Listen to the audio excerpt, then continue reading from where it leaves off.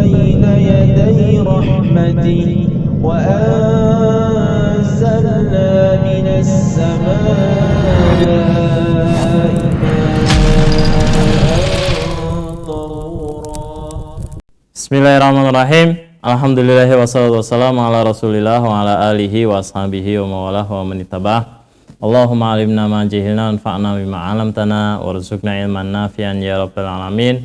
Rabbi shrah li sadri wa yassir li amri wahlul 'uqdatam min lisani yafqahu qawli. Tsumma ma ba'd, uhayyikum jami'an bi tahiyatil Islam. Assalamualaikum warahmatullahi wabarakatuh. Alhamdulillah, senang sekali berjumpa kembali dalam channel Masjid TV, media dakwah untuk Islam yang rahmatan lil alamin.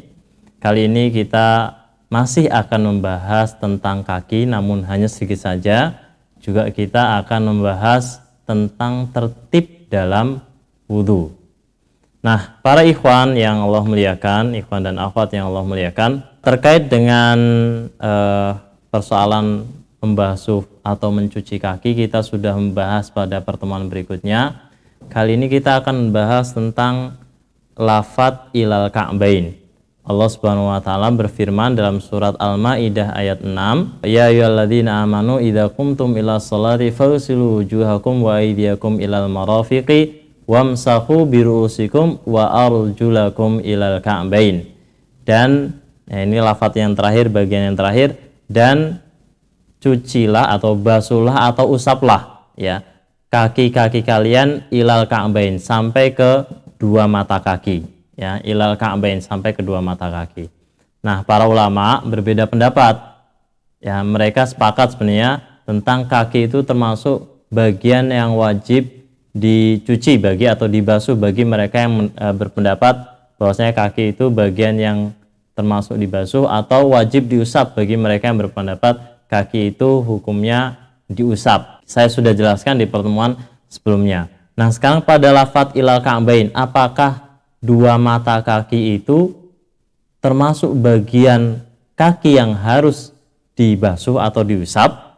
Mereka berbeda pendapat karena lafadz ila. Ya, ini mirip-mirip seperti pada perbedaan ulama pada kata wa aydiyakum ilal marafiq, dan tangan-tangan kalian sampai ke siku.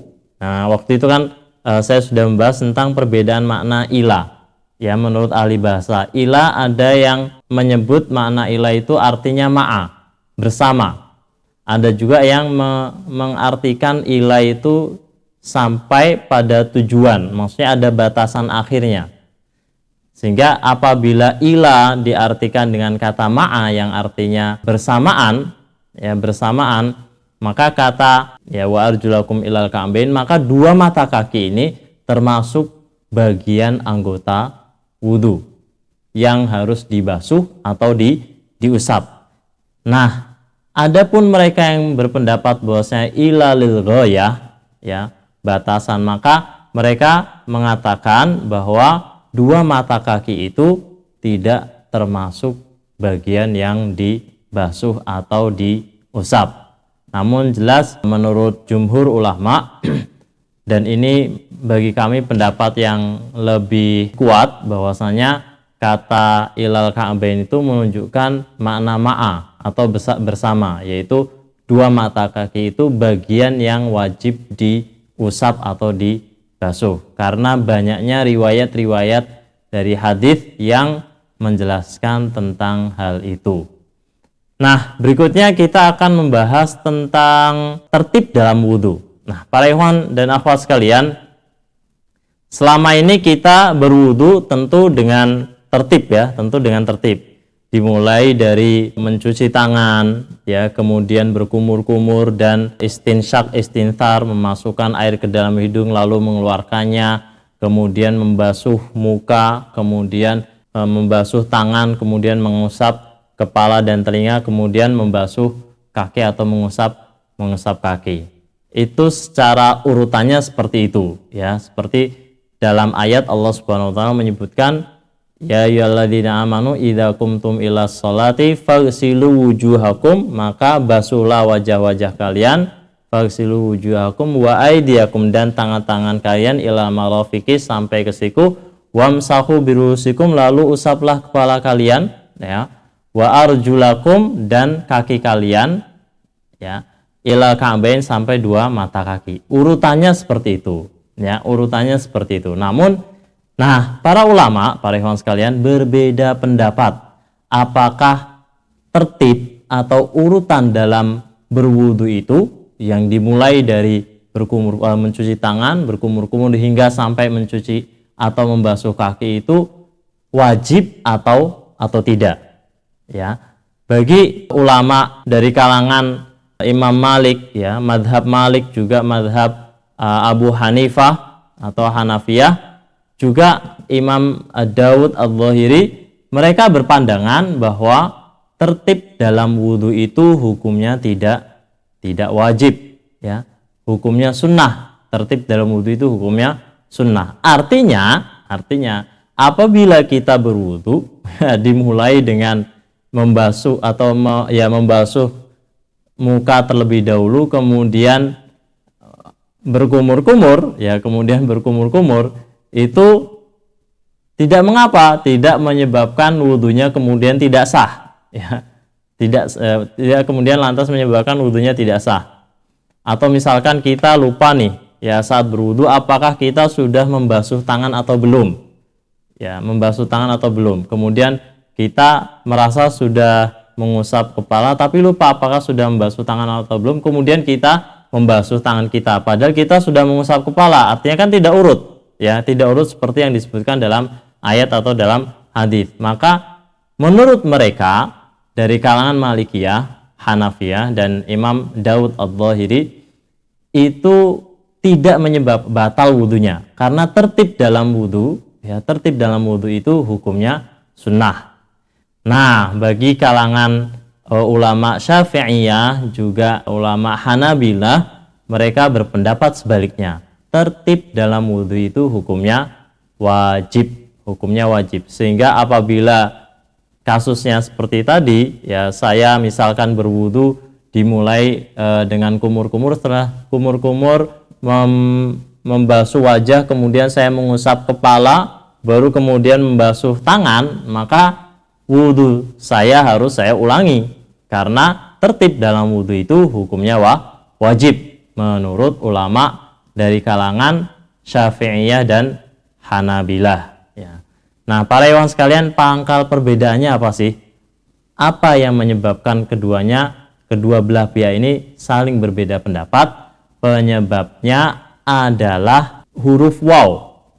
Menurut ahli bahasa, yaitu misalkan ulama-ulama Kufah, mereka berpandangan bahwa huruf waw itu bermakna urutan. Dan ulama-ulama Basrah, mereka menganggap huruf waw dalam ayat itu tidak bermakna urutan atau tertib, melainkan makna yang menyatukan. Kan Allah Subhanahu wa taala kan tadi berfirman dalam Al-Maidah ayat 6, ya ayyuhalladzina amanu idza qumtum ilas sholati faghsilu wujuhakum wa aydiyakum ilal marafiqi wamsahu biru'usikum wa arjulakum ilal ka'bain. Ada wa tadi kan, dimulai dari faghsilu wujuhakum wa aydiyakum, dan tangan-tangan kalian, ya, wamsahu biru'usikum, dan usaplah kepala kalian, wamsahu, kemudian wa arjulakum ilal ka'bain. Itu kan dalam bahasa kita artinya dan. Nah, apakah kata dan atau waw dalam bahasa Arab itu menunjukkan tertib atau urutan atau tidak? Para ulama bidang bahasa mereka berbeda pendapat, ya. Kalau menurut ulama Basrah, mereka berpandangan bahwasanya waw itu tidak bermakna urutan. Sedangkan bagi ulama Kufah, ya, waw itu maknanya urutan. Nah, inilah pangkal perbedaannya. Maksud saya seperti ini, ketika waw itu diartikan urutan, ya, dan itu diartikan urutan tertib, maka ya seperti pandangan Hanabilah dan Syafi'iyah, maka tertib dalam wudhu itu wajib hukumnya. Namun apabila waw itu diartikan tidak tertib, ya, tidak bermakna urutan, maka seperti pandangan Malikiyah dan Hanafiyah, tertib dalam wudhu itu hukumnya tidak wajib. Ya, sedikit saya jelaskan mungkin akan lebih jelas seperti ini. Ya ayyuhalladzina amanu idza qumtum ilas sholati faghsilu wujuhakum wa aydiyakum ilal marafiqi wamsahu biru'usikum julakum ilal ka'bain. Nah, ini kan ada kata waw pertama di sini ya. Maka cucilah wajah-wajah kalian, wa aydiyakum, dan tangan-tangan kalian. Kemudian sampai ke siku wamsahu, dan usaplah kepala kalian, wa arjulakum, dan kaki-kaki kalian ilal ka'bain. Nah, ini ada tiga kata waw ini. Nah, waw bisa bermakna tartib, lit tartib, ada juga waw bermakna lil jama', untuk menyatukan. Bagi ulama yang mengartikan waw lit tartib, maka tertib wudhu itu hukumnya wajib. Nah, bagi mereka mengartikan waw itu lil jama' bukan lit tartib, maka tartibul wudhu hukumnya sunnah. Ya, sunnah seperti ini. Nah, para ikhwan sekalian, sebenarnya dalam bahasa kita sendiri kan kita juga berbeda pandangan ya. Kita bisa mengartikan kata dan itu berarti tertib juga. Satu, misalkan ketika kita mengatakan Ahmad dan Muhammad masuk ke kelas, apakah Muhammad itu datangnya setelah Ahmad atau datangnya bersamaan? Ya, bersama Ahmad masuk kelas secara bersamaan. Tapi kita mengatakan dan juga Ahmad dan Muhammad masuk kelas. Apabila dan itu kita artikan urutan, maka Muhammad datang setelah Ahmad. Tapi kalau kita tafsirkan dan itu maknanya berbarengan, maka Ahmad dan Muhammad datang secara bersamaan di kelas. Begitu juga dalam bahasa Arab. Kata waw, apakah itu menunjukkan urutan ataukah menunjukkan kebersamaan? Saya kira ini semoga dapat dipahami dan bermanfaat bagi ikhwan dan akhwat sekalian.